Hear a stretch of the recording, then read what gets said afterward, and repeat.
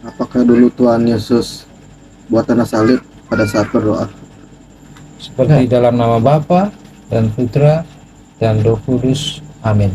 Ya sebenarnya harus Sebenarnya di di perut. perut. Ya.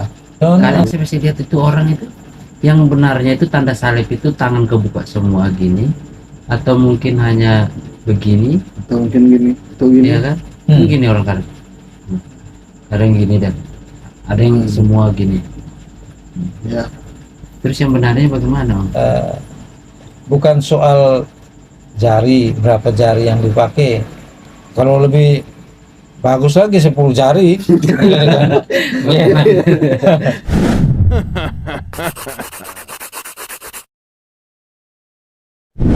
Hari ini kita akan bincang-bincang tentang salib.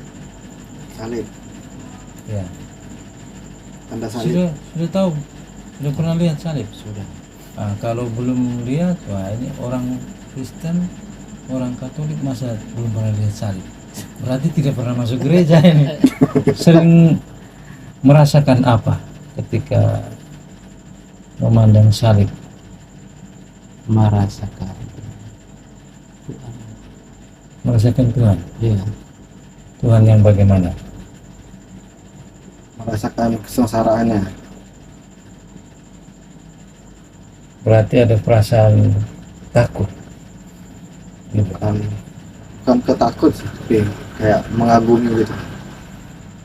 Mengagumi betapa cinta Tuhan kepada manusia. Sebenarnya salib itu di dalam iman Kristen, iman Kristiani adalah tanda kemenangan Kristus. Tapi itu salib yang ditulis hurufnya SALIB. Ada juga salib yang ditulis dengan SALIP. Maknanya beda. Ya, kalau salib yang berakhiran dengan huruf B itu tanda kemenangan. Kalau salib yang berakhiran dengan P artinya tanda lagi buru-buru karena dia harus menyalip.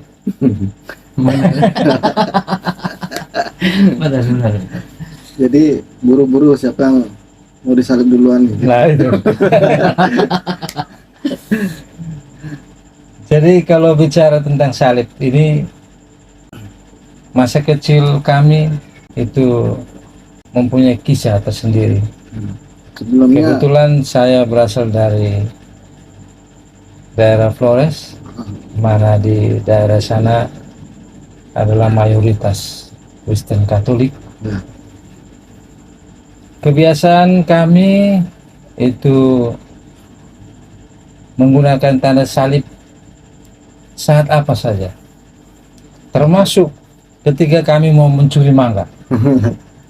Sebelum naik pohon, kami membuat tanda salib dengan semangatnya.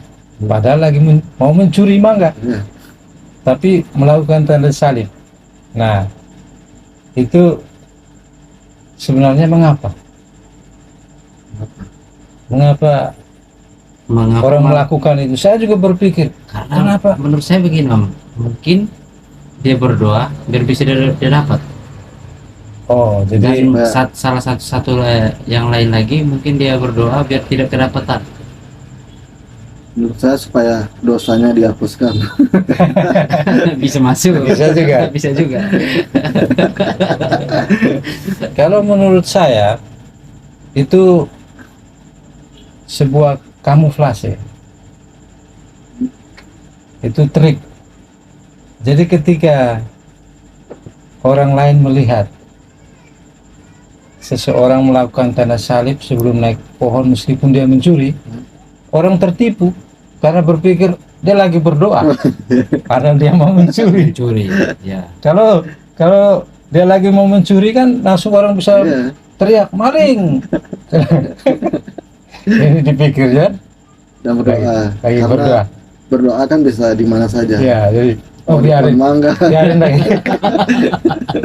Tapi berdoa itu agak beda sih. Apalagi berdoa di pohon mangga di atas Ya, kan. lebih kusuk. Sudah lebih tinggi tempatnya. Sudah lebih Sudah dekat. dekat dengan Tuhan. Sudah lebih dekat dengan Tuhan. Apalagi pas dia jatuh itu, udah Nah, semakin dekat dengan Tuhan. jadi itu kisah menarik masa kecil itu ya seperti itu. Saya kira tanda salib itu juga digunakan di banyak kesempatan ya, seperti kalau kita perhatikan di pertandingan sepak bola Selebrasi. itu biasanya ketika pemain bola mencetak gol pasti dia akan melakukan tanda salib. Jadi itu sebuah ekspresi bahwa dia bersyukur, dia bergembira, seperti itu. Ya. Jadi tanda salib ini sebenarnya ada sejarahnya nggak? Siapa yang pertama kali ngelakuin? Apakah dulu Tuhan Yesus buat tanda salib pada saat berdoa? Nah, tanda salib itu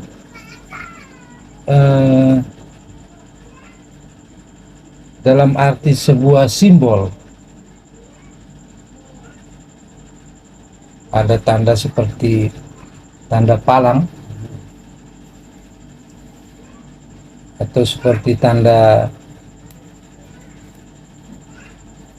plus ya, meskipun tidak sama, karena kalau tanda plus itu seperti antara garis vertikal dan horizontal itu dia tidak terlalu jauh berbeda. Sedangkan tanda salib itu simbolnya, lambangnya itu yang vertikal itu lebih panjang daripada yang horizontal. Garis yang vertikal lebih panjang. Nah, simbol itu sendiri sebenarnya berkaitan dengan kisah penyaliban Yesus, di mana salib itu ya adalah tempat di mana Yesus bergantung, dihukum mati. Kemudian dalam perjalanan sejarah gereja, ketika iman Kristen itu berpindah dari daerah Israel ke daerah Roma, di sana itu seorang kaisar namanya Konstantin, dia bertobat dan menyatakan dirinya sebagai pengikut Kristus. Suatu saat dia mau pergi berperang, dan dalam perjalanan mau menuju ke medan perang, ibunya bermimpi bahwa dia melihat sebuah tanda salib yang besar di atas langit. Akhirnya dia berpesan pada Konstantin, kamu harus membawa tanda salib ke medan pertempuran.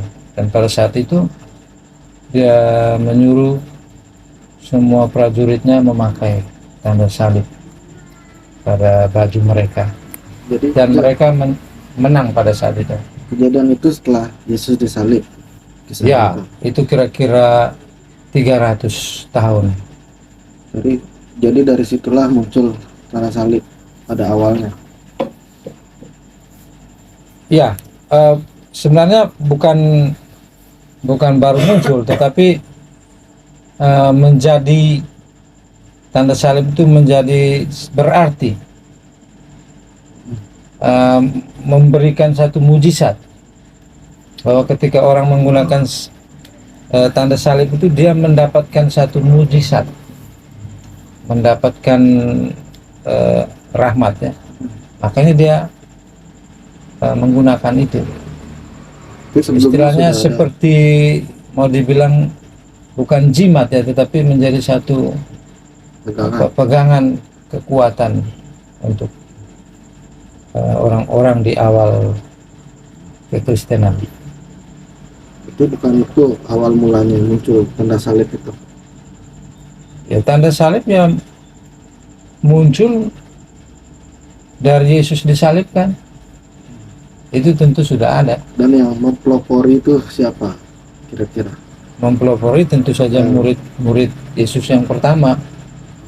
Tetapi bahwa kisah Konstantin ini bersama Santa Helena, itu ibunya dari Konstantin, Lebih meyakinkan itu. ya itu menjadi sebuah awal bahwa salib itu ternyata memberikan harapan, memberikan kekuatan, bukan menjadi tempat penderitaan lagi, tetapi bukti bahwa itu satu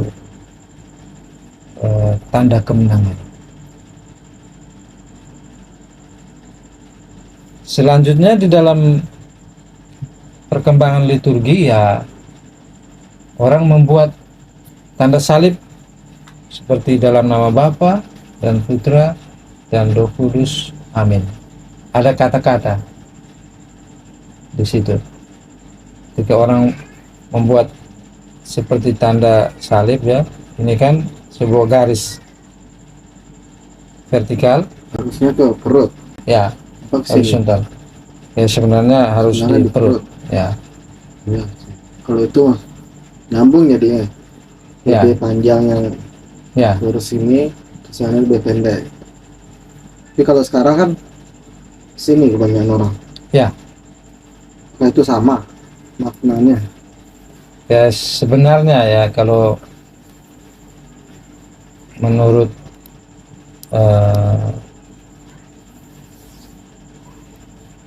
liturgi yang sesuai dengan tanda salib itu sendiri harus sampai ke perut, karena memang tadi saya bilang garis vertikal ini dia lebih panjang kan, lebih panjang dia daripada kalau hanya sampai di dada, itu kan pendek dia.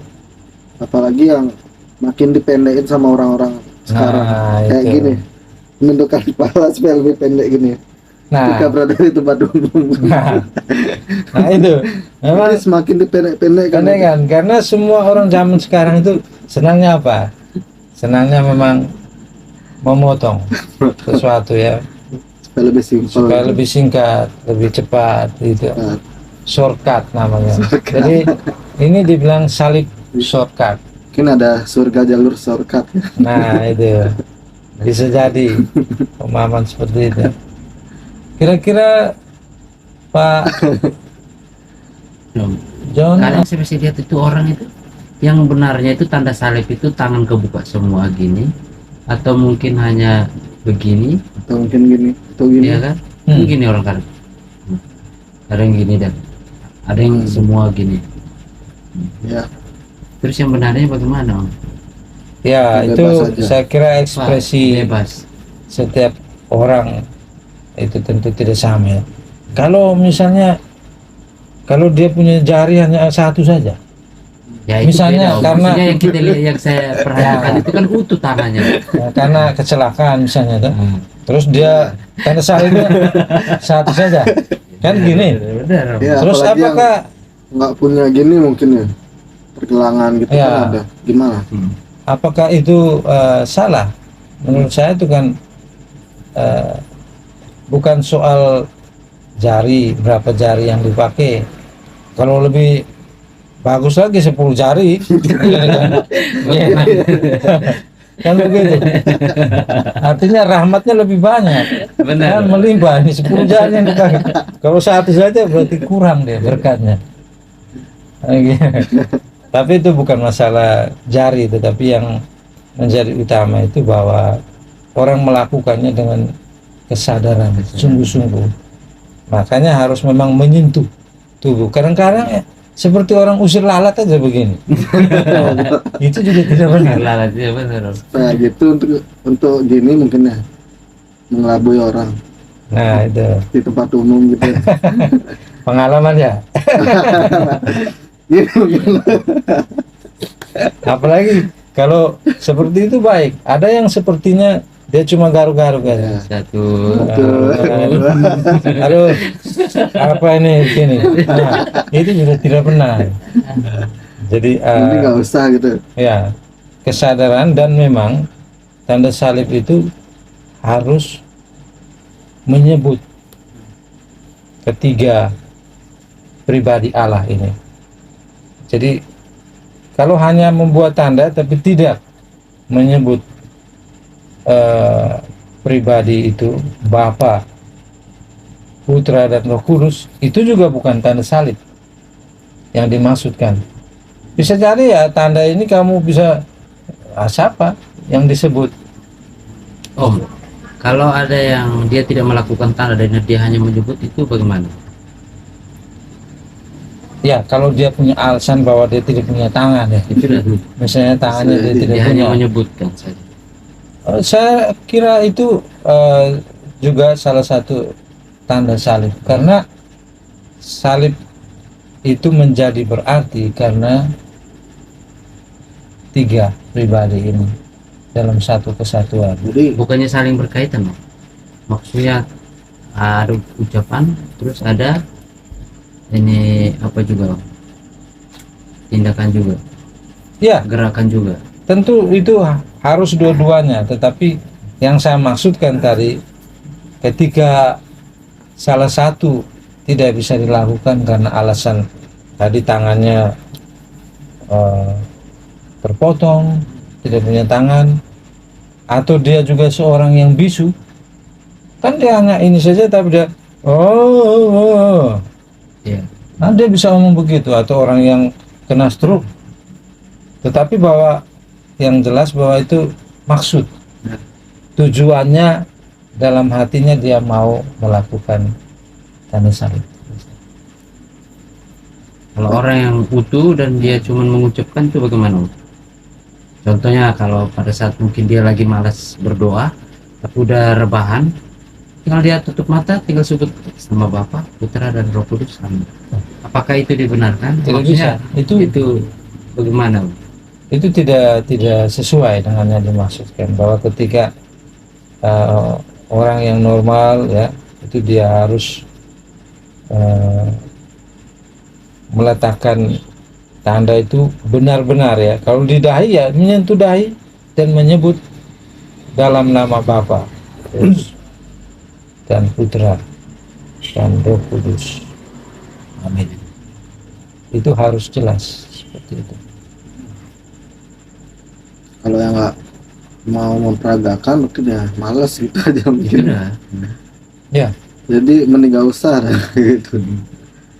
Niat udah nggak ada. Nah, ada pertanyaan juga lagi nih. Yang benar itu atas nama Bapa atau dalam nama Bapa? Atau bebas aja, bebas pilih. ini kita kembali kepada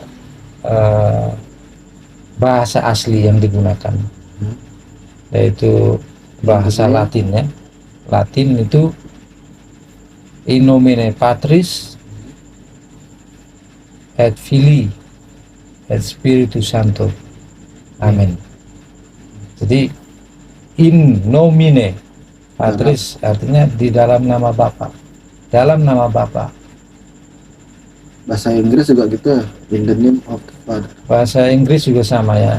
di dalam juga. Ya, in the name of the Father and the Son and of the Holy Spirit. Amin. Sama juga dalam bahasa Jerman ya.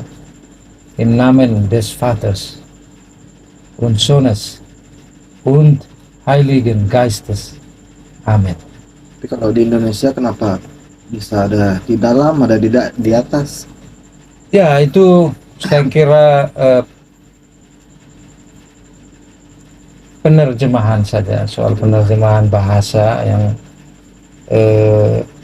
sepertinya mirip ya, mirip antara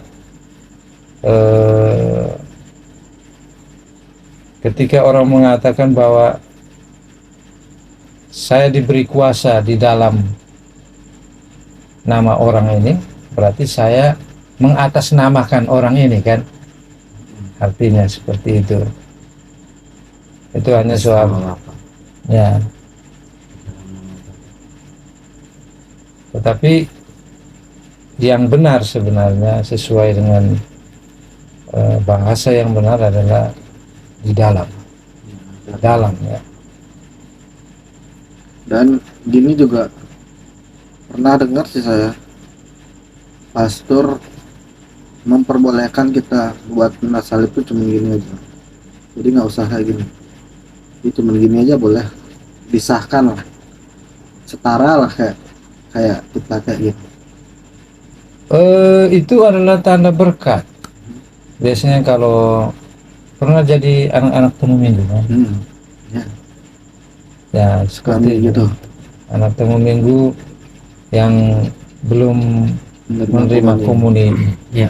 Biasanya kan pada saat setelah komuni orang dewasa mereka diberi kesempatan untuk diberkati oleh Romo. Jadi itu seperti domba-domba itu mereka beriringan ya, berlomba-lomba menuju ke Romo. Bukan hanya itu, malah pernah saya melihat di satu gereja itu, entah itu di Amerika atau di Eropa, malah mereka membawa anjingnya untuk diberkati sama romonya. Pada hari Minggu tertentu itu mereka membawa anjingnya untuk diberkati sama romo. Ya itu membuat tanda salib pada anjingnya. Jadi anjingnya juga Kristen, anjingnya juga Katolik, berarti ini diberkati sama romonya. Nah seperti itu. Jadi yang mau kita katakan di dalam pembicaraan mengenai salib ini, bahwa salib itu adalah sebuah peristiwa di mana Yesus mengalami sengsara dan wafat.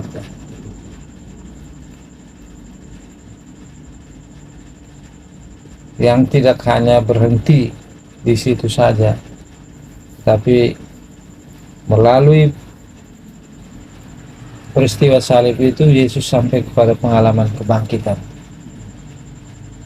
Jadi dengan membuat tanda salib itu berarti kita bersiap untuk menderita bersama Kristus, tetapi juga akan bangkit bersama Dia. Karena itu kita patut berbangga bahwa kita diberi tanda. Ketika Yesus di dalam kitab suci mengatakan ketika Dia mengutuk orang-orang pada zamannya, angkatan ini tidak akan diberikan tanda selain tanda Nabi Yunus. Tetapi tanda Nabi Yunus kan pasti tahu tentang kisah Nabi Yunus, di mana dia itu ditelan di dalam perut ikan selama beberapa hari, kemudian dia bisa keluar lagi ya, karena itu sebagai bentuk pertobatan. Tetapi pengikut Kristus sekarang ini mendapat tanda, yaitu tanda salib, tanda yang menyelamatkan.